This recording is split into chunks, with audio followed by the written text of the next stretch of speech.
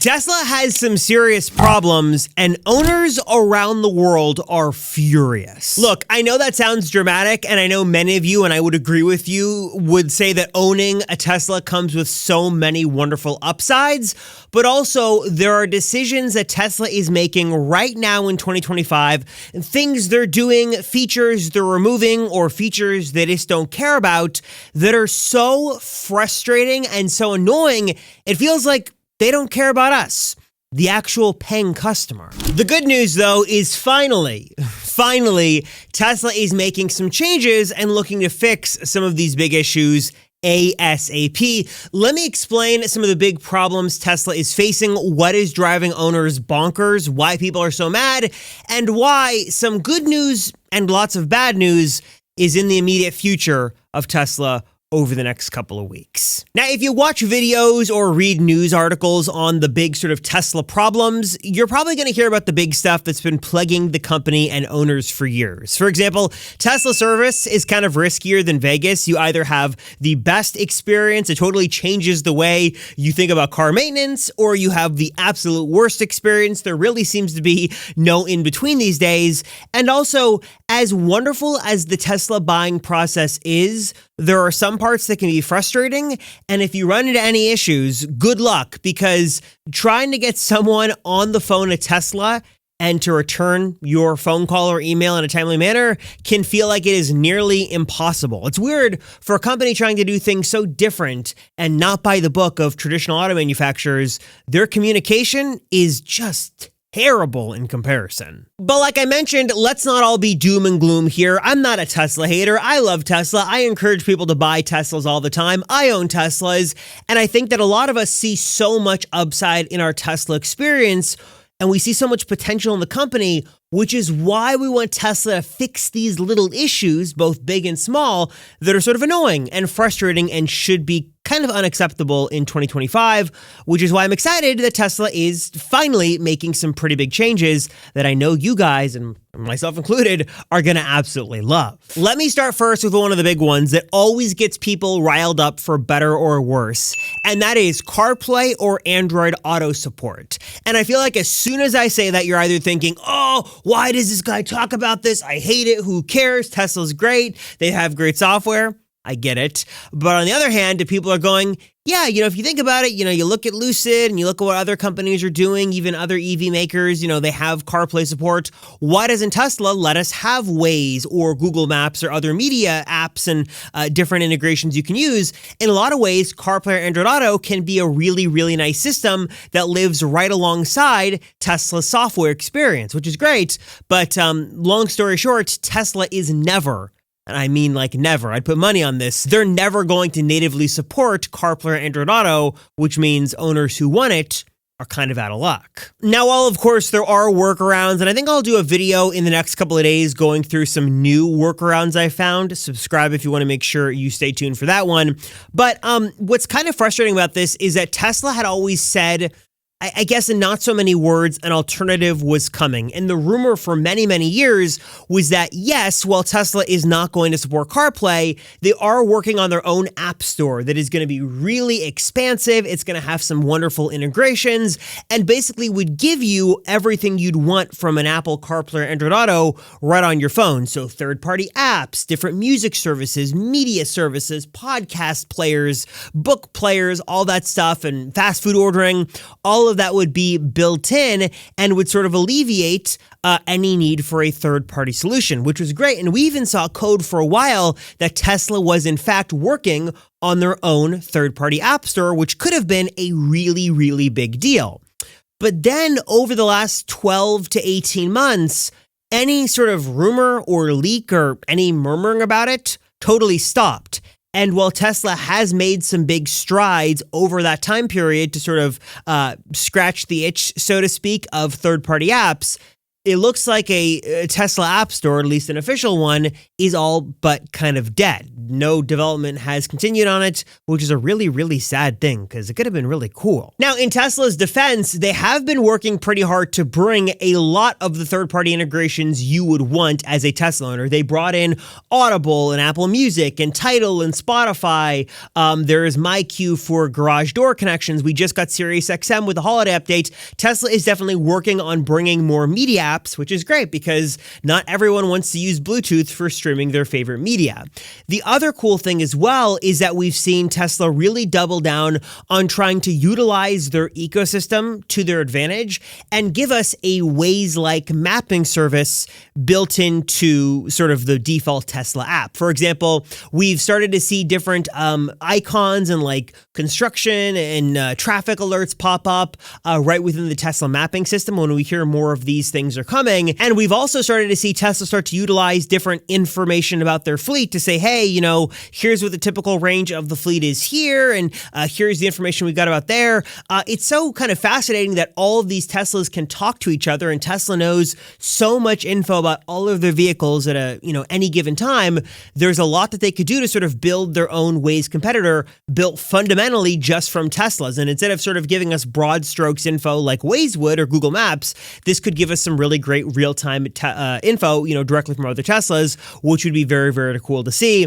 Also, over in some Asian markets, Tesla has some really cool 3D mapping solutions that would be awesome to hopefully see come to other parts of the world, but they're definitely putting in the work to try to bring those features that owners would want from a CarPlay or Android Auto right into their Tesla software natively. Is it a full-on replacement? No. Is it still missing apps and, different third-party integrations? Absolutely. But at least Tesla is working on this, and hopefully they will continue to make it better. One of the other very common frustrations and annoyances I hear from especially new owners is that the Tesla interior is minimal to the point that it's kind of too minimal. It's funny, I did some testing recently for some Recurrent EV videos. I'm reviewing a bunch of the top EVs of 2025 for one of my channel partners, Recurrent, and I spent time in Nissan EVs and Chevy EVs and Lucids and basically all the top ones. And it's funny how a lot of them, some more than others, really lean into physical knobs and dials and buttons and switches, where Tesla, on the other hand, is totally minimal. Everything is on the screen. Basically, the only physical controls in the car are for the door. You've got some emergency buttons up or below, depending on the vehicle you're in. Some cars have stalks and some don't. And there's buttons on the wheel, and that is basically it. Everything, for better or for worse in some cases, is on the touchscreen, which means you've got to really learn that if you want to utilize your Tesla experience to the fullest extent. Also, as we go through these Tesla mistakes, I know a lot of you guys have very, very strong opinions on Tesla, one way or the other. You love Tesla, you hate Tesla, you are very invested in Tesla, literally and figuratively. And if you want to put your money where your mouth is on your Tesla opinions and maybe some of the ideas and research you've done, well, you can do this in a really easy and honestly really fun way and really live and interactive way, thanks to my friends over at Kalshi. And if that name sounds familiar, yes, I'm talking about that Kalshi, the Kalshi that has exploded in popularity. Founded by two MIT engineers, think of Kalshi like the New York Stock Exchange, but instead of investing in stocks, you're investing in things you know about, you care about, and what you're passionate about. They have so many markets and basically like every single thing these days, from news, politics, entertainment, sports, celebrities, pop culture, very random things. They are covering basically everything with their very, very wide-reaching markets. And of course, the Tesla world, my friends, is no exception. For example, just in the Tesla world, I've got markets on Tesla deliveries this quarter, on when Tesla will actually launch full self-driving unsupervised, the actual release of the to the public of the robotaxi, Tesla's energy business, things on their earnings call. There are so many different markets here you have access to right inside of Kalshi. And what I love as well is that there's never been a better time to jump in, and it has never been easier. In fact, with Tesla delivery numbers for Q2 coming out in just a couple of days, now might be a time you want to jump in and potentially make yourself some money. And to do this is so simple that it's literally just a couple of clicks. For example, I'm looking here, Tesla deliveries this quarter, are they going to be 325 or more, 350, 375? Let's say, for example, that I think they're going to be over 350,000 vehicles that were sold. I can see a yes on this is currently 71 cents. And let's just say I'm not going to do all this crazy math. I got $100 to wager. I'm just going to put that in there. And then I can just see really simply how it's going to work. So if Tesla does affirmatively deliver 350,000 vehicles or more, I've got a 71 chance of that. And I can earn $141 if there's a yes on that and I'm correct. And of course, the inverse could also be true. Let's say I want to wager $500 because I strongly believe that there is no way that's going to happen. Again, with the numbers being where they are right now, and given those odds, I could actually make $1,600 off my $500 if I am in fact correct that Tesla is not going to make that quota. You also have the option to sell your position as well before the actual event reaches its deadline, either one way or the other. Kalshi makes this so simple and so easy to potentially earn some money based off of what you actually care about, not just sort of random stocks. You can dive into these specific events, and also they make everything super simple, super clear, and everything is just great. And with Kalshi's popularity, there is no surprise why so many people are jumping in. If you want to jump in for yourself, especially before Tesla's Q2 delivery numbers are live, you can do so at the link down below. And then also, we do want to mention the first 500 traders will get $20 of free credit from my special link when you place your first trade. So limited number, $20 when you make your first trade on me. So check it out at the link down below and get started and jump into Kalshi today. Now, on one hand, I get it when people say this is just too much. It's such a jarring difference between other cars that it can be sort of weird. And I know the biggest annoyance for many people was the stock solution, or I should say the lack of stocks on the new Model 3, the Model S, Model X, Cybertruck. There are no stocks in that vehicle. Obviously, Tesla didn't want to rock the boat too much, and they heard that people didn't like that, which is why the Model Y, their best-selling vehicle, does have a physical stock, at least for the turn signal. So it seems like, at least in some regards, Tesla is listening, and I would not be the least bit surprised to see Tesla quietly start to add back the stock to some of their other models. The Model 3, I think, is a prime candidate to get that turn signal stock back in, just to be in feature parity with the Model Y. On the other hand, I will say that after driving a Tesla for now 5-6 years, it is definitely something you get used to. And I think a lot of you guys, you longtime owners, will agree with me that a lot of the quirks and different things that seem like negatives are actually not that bad, and things continue to get better over time, which is nice. I will say, though, there are still some Tesla design decisions that I haven't gotten used to. For example, I still don't love the horn button. I guess they've kind of fixed that. That's another one they fixed, but my Model X has a horn button that's a button and not in the regular horn position, which is really weird. And then also the one other weird one is the Cybertruck not having a physical rear view mirror that's functional and just relying on a digital feed is really weird. And while I have gotten used to it, I do think it's just not a good design decision. So definitely seems like in some areas, Tesla is listening and trying to bring back controls that make sense. On the other hand, though, that's just sort of the Tesla design DNA. And I think in most cases, you'll get used to it. It's not as bad as you might think initially.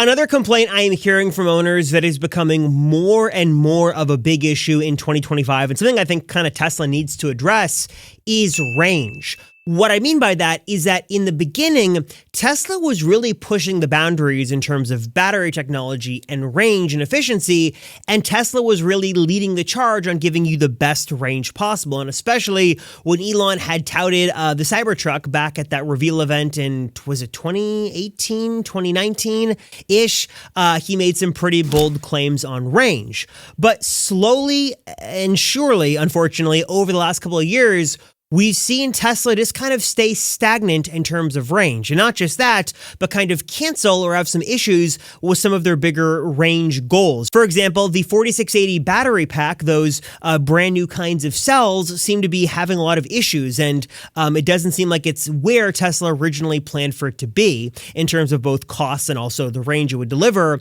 We've also seen Tesla make bold claims on like range extenders that they would eventually kind of unceremoniously cancel for the Cybertruck.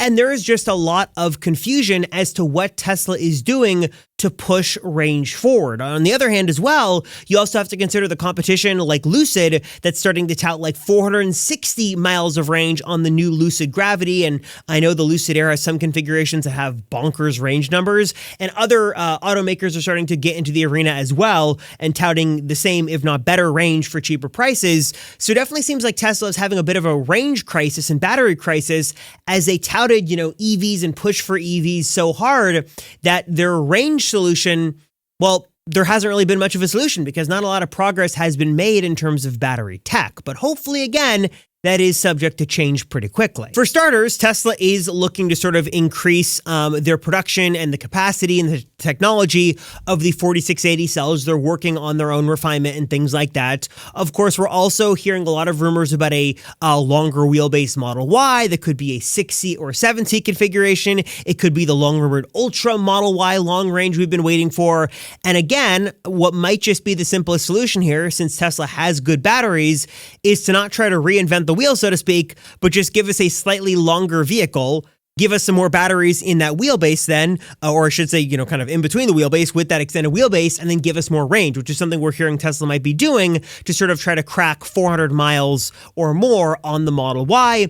And then, of course, I should mention sort of Tesla's solution to this on the back end is just to build more chargers, that they're saying, hey, instead of just, focusing so much on the range number, we're going to do the very best we can, but we're just going to build more superchargers and build more convenient ways for you to charge at home with wireless charging solutions and things like that, instead of focusing so much on the range number. Now, is that the best solution? You can chime in below, but hopefully we do see some big range improvements from Tesla soon, since again, the competition is seriously heating up in this space and Tesla is very quickly falling behind. One of the other Tesla problems in 2025 that can be a serious problem for your ownership experience is that some parts of the vehicle feel like a little bit of a cash grab in some ways that are, maybe that's a little bit of a strong language to say, but some of them just feel a little unnecessary. For example, premium connectivity is one of those things that you definitely don't have to buy. You can use your phone, you can use hotspot or Bluetooth streaming, but when you get the car and you get that free trial, it seems like everything is working perfectly. And then when the trial ends, it feels like $10 a month is sort of being, not just asked of you, but commanded of you to get all of those features restored. Not just media streaming in Tesla Theater, but things like satellite maps and live traffic visualization and streaming music in the web browser. It feels like a lot of the core functionality of the vehicle relies on you paying $10 a month. And I hear from so many people who get their vehicle, they love it for the first month, and then the trial expires and they go, wait a second, I have to pay $10 a month indefinitely to get these features, or $100 a year if you use the annual discount? And the answer is, yeah, in most cases, you do. There are other ones to me that feel a bit more personal, like the fact that the base Model 3 and Model Y, at least to my knowledge, still in the US do not come with floor mats, which is insane for cars of, $40,000 or close to that, not coming with basic floor mats, even just regular carpet floor mats is crazy, which is kind of why I like my friends at 3W Liners, because I think they have actually better floor mats at better prices and they're higher quality. By the way, I can save you 35%. Link down below on that front. Then also what I find the most egregious of all is the fact that most Teslas do not come with a charger. Like, you can spend 6 figures on a Tesla and it comes with no charger, no slow charger, no fast charger, no charger at all, which seems absolutely crazy to me. And I just don't understand that. Now, what's kind of weird is that the Model Y, even the cheapest Model Y, they do come with regular, what Tesla calls their mobile chargers, though they will still try to upsell you on the wall charger. Again, I don't understand why every Tesla just doesn't come with the mobile charger, like just the base charger. If you want to opt out of it, you can, but I feel like, unfortunately, I've heard from so many who go to get their Tesla, then they come home and they realize, oh, it doesn't come with a cord or charger or anything? No, it does not. So that's another thing to me that just feels a little just sleazy from Tesla, and I feel like at the very least, no matter what Tesla you buy, if you are a very first EV buyer, this is your very first Tesla, you should be able to get a charger with the vehicle included for free. Just the basic, mobile connector is fine. And then I feel like for existing customers, you should have the option of, at the very least, opting in or opting out of a charger if you don't need it. I understand the whole waste thing, but again, you're paying tens of thousands of dollars for a car. the very least, it can come with a $200-300 charger. Another one of the big Tesla problems that honestly is pretty serious, I've heard about over and over again from very frustrated owners on a couple of different accounts, and I guess a couple of different ways, is full self-driving. Now, on one hand, I tell everyone to not buy full self-driving outright, but just to subscribe to it because the subscription is cheaper for most people in almost all cases and is going to give you way more flexibility. But more than that, I've heard that a lot of people feel duped by full self-driving, not just because, whether you agree or disagree with the whole full self-driving thing, that's your own opinion, but many have paid the money and then they've been on older hardware that has to be upgraded, or they're missing functionality, or they sort of have to rebuy full self-driving again because there is no full self-driving transfer in place, which just makes things very, very frustrating for those who invested all that money. I think that on the full self-driving front, Tesla is making a lot of wonderful progress, especially with FSD unsupervised and all that stuff. But at the very least, I feel like they need to kind of go back and retroactively fix a lot of the full self-driving issues that have plagued owners for a while. For example, it's my opinion, at least, take it for what you will, that if you buy full self-driving outright, Tesla should allow you to transfer that to any new vehicle at any time. There should be not a question of if there is an FSD transfer, but just sort of how often you get to use it. Because I feel like at least, for owners who paid for the, especially like when it was like $12,000, they should get a new transfer, especially if they're going from an older Tesla to a newer Tesla. I also think Tesla is in a bit of a sticky situation where they're trying to sort of fix a lot of these older issues with the older hardware vehicles. Elon has talked about upgrading a lot of older hardware 3 computers to hardware 4. That seems like it's going to be quite an undertaking, so I'm not sure how that's going to work. So I think that's an issue. And then also I've just heard that a lot of the problems and issues that a lot of owners have is that they feel like in the pursuit of full self-driving, Tesla has deprioritized a lot of the more important consumer-facing issues, that Tesla believes so strongly that full self-driving is the future of the company, which it very well might be, that they're sort of pursuing that in every regard of their resources and their time and their investment, while many owners would like to see more color options or more range or battery techniques or tweaks and things like that. I feel like there is definitely a priority of FSD internally at Tesla, and some owners don't like that. I guess sort of, maybe that leads to a bigger question on whether Tesla is the company you want to be buying and things like that. I think FSD is great, but I will say, especially just sort of going back to the bare bones, upgrading older computers, fixing the transfer issue, and really, again, just my recommendation to everybody is just subscribe to it on a monthly basis. It's not tied to the car in any way like that, and it's just a way better solution moving forward. Also, now is the time we have come in the video to earn some of my money. So if you'd like an Amazon gift card totally for free, I'm hiding a code in the next minute of this video. So keep your eyes peeled for a funny looking string of characters that is the Amazon gift card code. And in the meantime, let me tell you about some of my amazing channel partners that are here to save you money and elevate your Tesla experience in some really amazing ways. My friends at Drive Protected, they are your go-to source for an amazing detailing kit for your vehicle. If you just want a really good set of cleaning products to keep your car looking great on the inside and out, they've got you covered there, as well as they are your one place to go for DIY PPF or ceramic coating. So if you want to kit your vehicle out from front to trunk, or even just do individual parts of the car,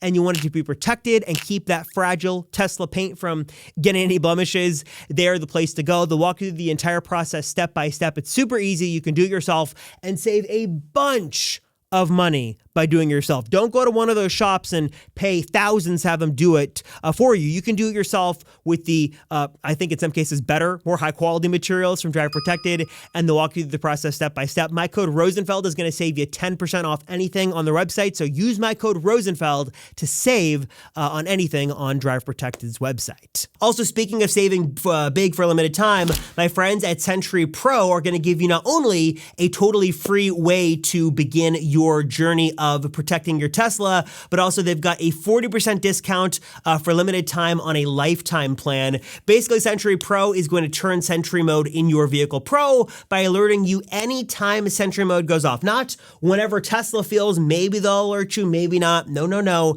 Anytime Sentry Mode goes off on any of your Teslas, you're going to get an instant alert so you can check out what's going on, especially, useful right now with all the rampant, random, horrible Tesla vandalism. If you want to learn more and get started for free, you can hit the link down below below and check out Century Pro. And again, 40% off a lifetime plan for a limited time. Also, if you're looking for an easy, cost-effective, and fun way to accessorize your new or maybe your older Tesla you want to breathe some new life into, check out the amazing lineup of premium accessories from my friends at Joa. They have got you covered with literally everything you would want for every single Tesla model. They've got phone chargers, they've got neck pillows, they've got sunroof shades, and they even make things super simple with starter packs that literally give you everything you'll need for the best Tesla experience with one simple click. It does not get any easier than this. And then also some of the more advanced utility stuff. Things like a really nice folding tray so you can eat more comfortably or work more comfortably as you're sitting in your car. They've got a really cool invisible storage solution for the underscreen part of your Tesla. They've got a really easy way to charge your Apple Watch and AirPods on the built-in wireless charger in your car, and so much more. If you're looking to check out amazing premium Tesla accessories, check out what Joe has got to offer. Link, of course, is down below in the description, and my code Robert is going to save you on your purchase. So check out the link, use my code Robert to save today. And then jumping inside your car, you want to obviously get some good floor mats that look great, protect your Tesla, keep it easy to clean. That is where my friends at 3W Liners come in, because they just leveled up my coupon code to offer you guys 35% off your next order of floor mats. And these are my favorite. They're in all my Teslas. They look amazing. They're built extremely well. They've got a great design that complements the interior of your Tesla. They're very durable. They're super easy to clean. They are also really made well for sort of the exact measurements of the vehicle you're going into, whether that's a Tesla or a Rivian or some other car on the market. I have just been a huge fan of 3W Liners. They make the best floor mats on the market. They are very reasonably priced, and I can again save you guys even more with my special coupon code of 35% off. So hit the link down below to learn more. All right, guys, so I'm curious, what are the biggest issues that you're seeing from Tesla in 2025? What are some of the mistakes you've made? What are some of the problems you've encountered? Let me know what you think Tesla is having issues with right now and what you would like to see fixed ASAP. Please drop a comment down below.